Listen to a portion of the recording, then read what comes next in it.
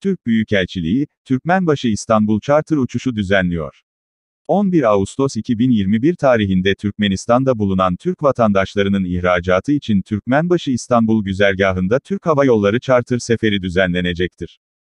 Aşkabat'taki Türkiye Büyükelçiliği, resmi internet sitesinde, şu anda Türkmenistan'da bulunan yurttaşların anavatanına uçmak isteyen herkesin, Türk Hava Yolları ile askabatbiletsatis@thy.com e-posta yoluyla iletişime geçmesini rica etmektedir.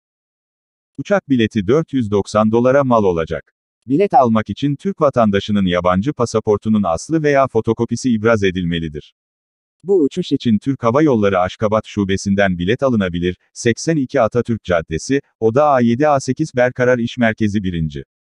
Kat. Telefon, +9 936 101 44 33. Her yolcu için ücretsiz bagaj hakkı 40'dır. Yolcular 8 kilogramı geçmeyen el bagajı alabilirler.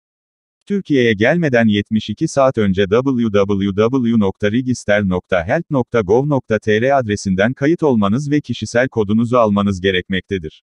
Uçuştan önce Türk Hava Yolları çalışanları, yolculardan kodu kağıt üzerinde veya telefonda göstermelerini isteyecektir. Başka sorularınız varsa, vatandaşlar Türkiye Büyükelçiliği Konsolosluk bölümüne +9 931 294 0027 ve +9 931 294 0029 telefon numaralarından ulaşabilirler.